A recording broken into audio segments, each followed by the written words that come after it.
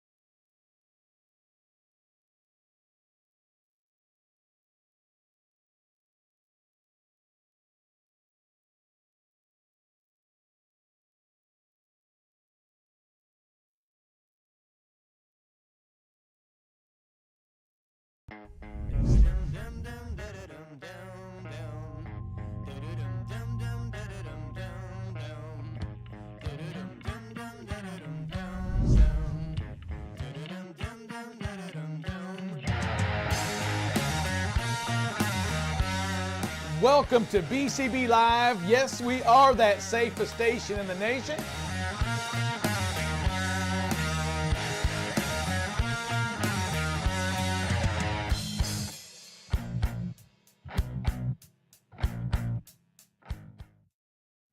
Good morning. Welcome to BCB Live, the safest station in the nation. You have your host, and we had a discussion before the show about this. You have your host, Sir Rick here, and you're like my assistant manager, Okay, first of my all, co-host. Okay, co-host means there's two, so that would make you a co-host as well.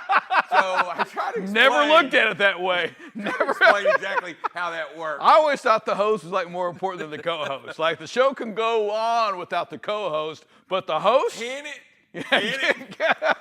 Really? Oh, you're absolutely right. Hey, drive safe day. We can go here and banter back and forth, but we have more important things to do today. Today we're gonna have fun. We're getting somebody out of bed early. Yep. We're making things happen. We're going to talk a little bit of freight tech. I'm excited. And Dave, no better person than to talk to with Grace on that. But before we talk to Grace, we're going to go to commercial break, and we'll be right back in 60 seconds with BCB Live. The safest station in the nation. All right. Hey, check it out. Here we are live right here in Mansfield, Texas, our BCB Live studio. What I really love about this place right now are the endless opportunities, the endless ways that you can use this studio. Hey, welcome back to the 2023 Pickle Parade. BCB Live, we started out really focused on that transportation, that trucking only. You know, talking about safety, making sure that we're giving that story about safety. We have the ability to do interviews, social media content, sales opportunities.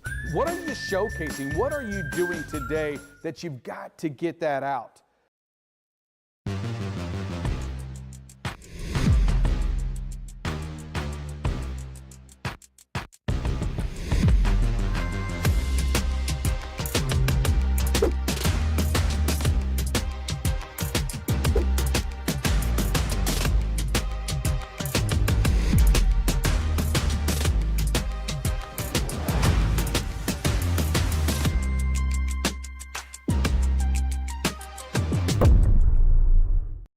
Welcome back to BCB Live. We're the safest station in the nation. We're Drive Safe. We have another co-host. There's hosts all over the place. And she's sporting her safety vest. Look at that, Grace. Got your safety vest out.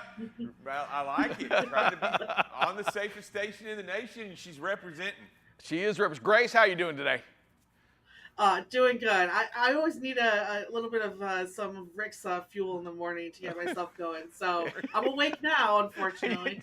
Oh, good. You know what? We appreciate you taking the time. I know we only have about 10 or 11 minutes on this, so we're just going to jump into it. Grace, you spend a lot of time in she has more channels, more stations, she's on more shows than anybody in America. Superstar. Superstar. That is absolutely right. We have the super host, the host, and the co-host. But Grace, when we're talking to you a little bit about that, a lot of conversation goes on around that world of freight tech. First of all, when we say freight tech, what is that? What are we talking about?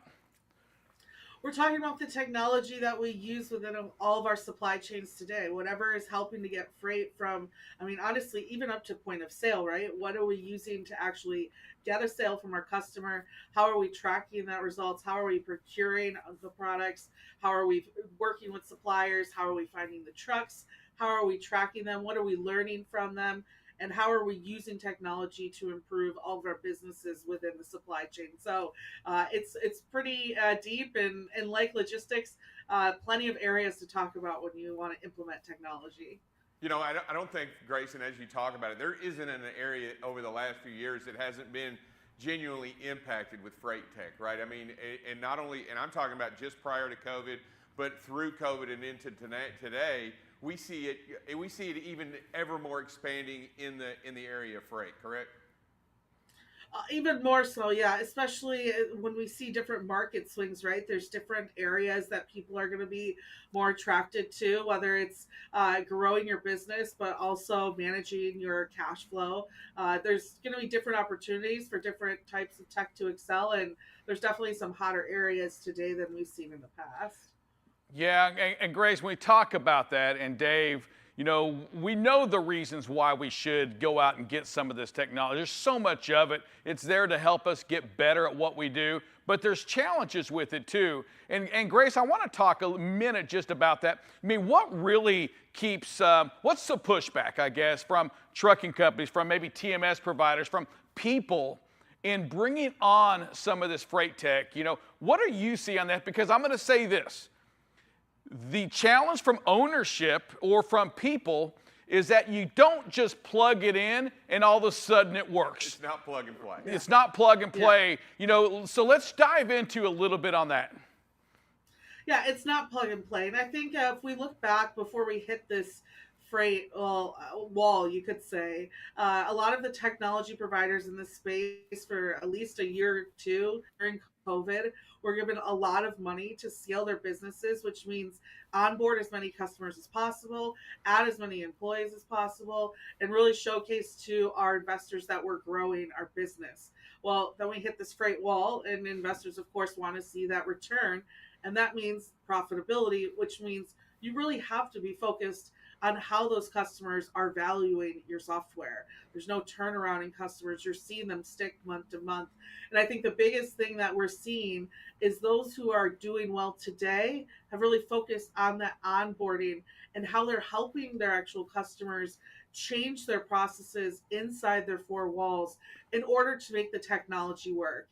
I think you can build all the technology that you want, but when you're talking about an industry that's going through transformation, it takes those who are going to step up and say, hey, let's work together on making this solution work. And that might mean a little bit uncomfortableness between the two of us and how we're building this. But I think it's taking deeper conversations to actually showcase some true value. Grace, and as you talk about it and as you bring it up, the technology is there and does a great job.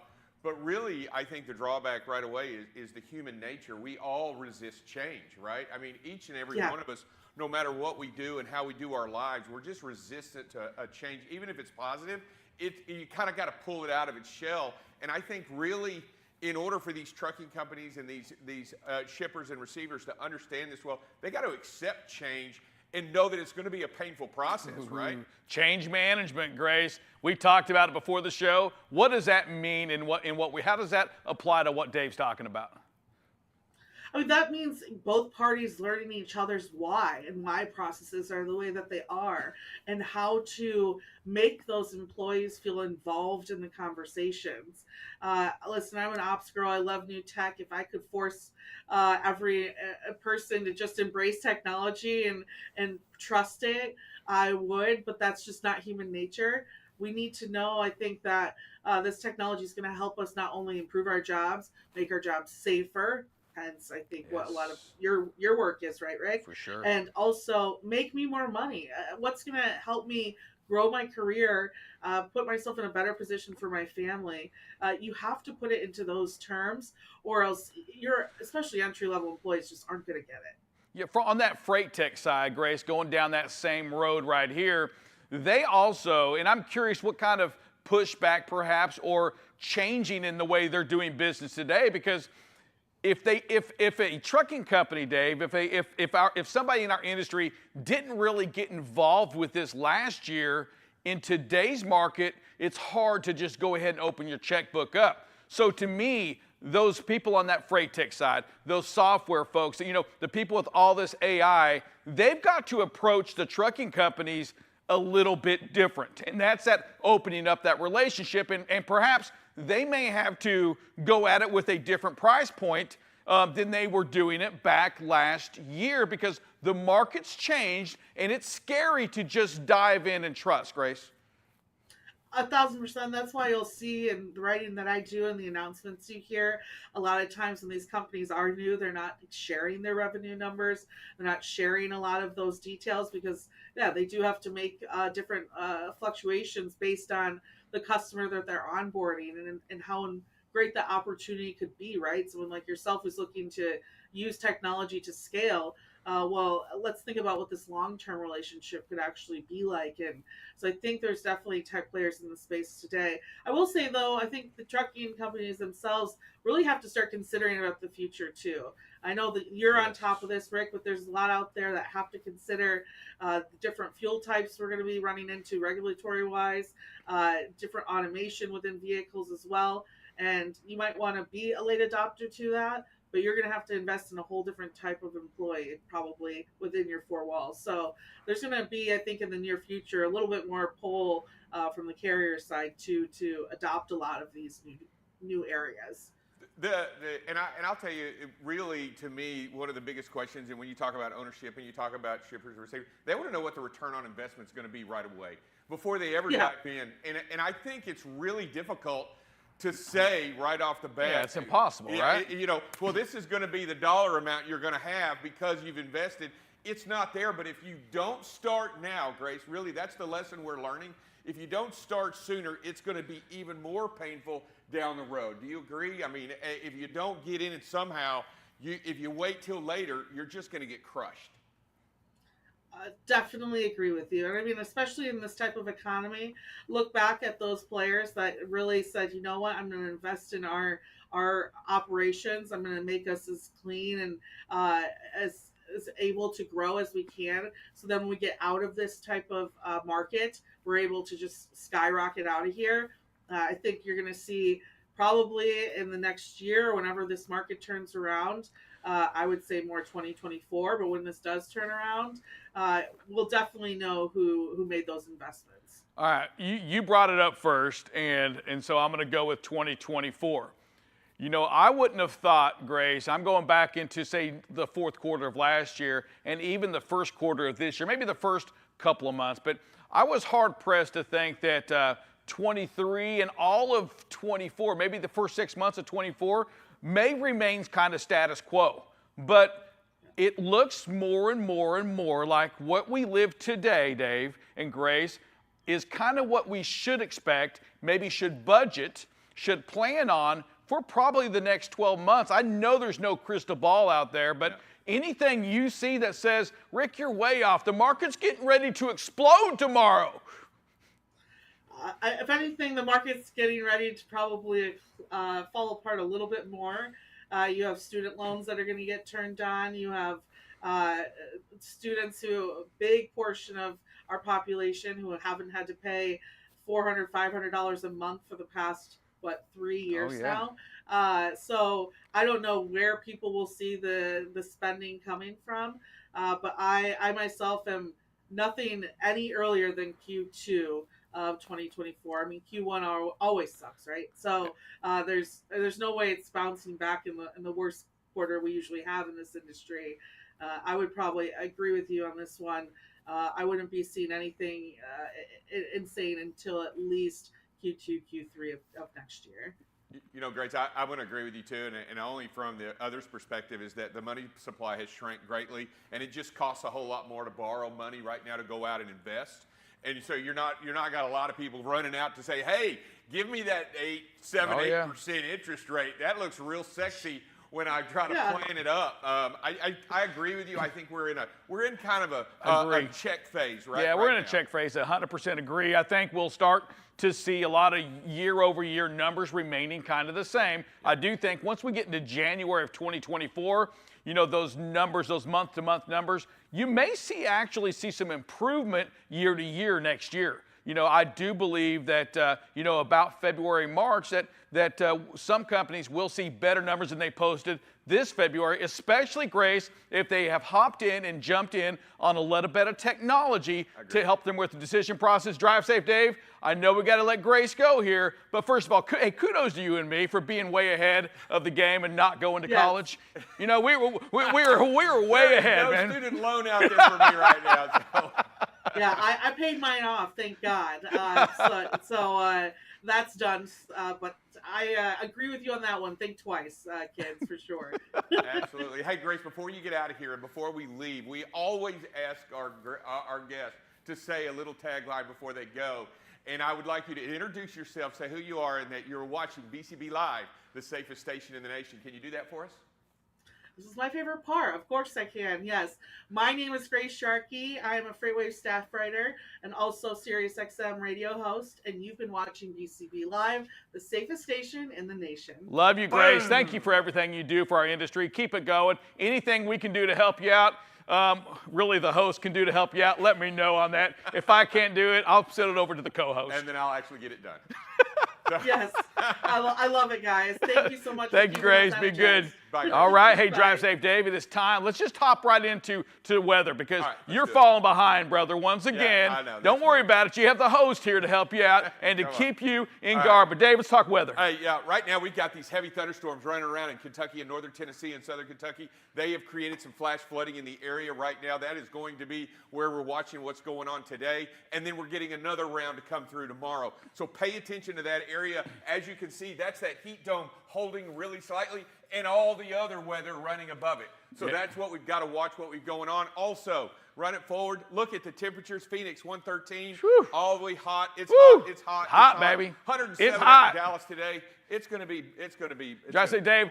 We get text all the time. We get messages all the time saying you two are the hottest. I'm just going to say the hottest is right here. Even hotter than Drive Safe Dave. Hey, we'll see you. We're going back to your local programming. Have a great day. Hey, make today the safest day that's 100%. Ever been. Watch out. Keep them roads safe. You are the kings and the queens of the highways. Make it happen today.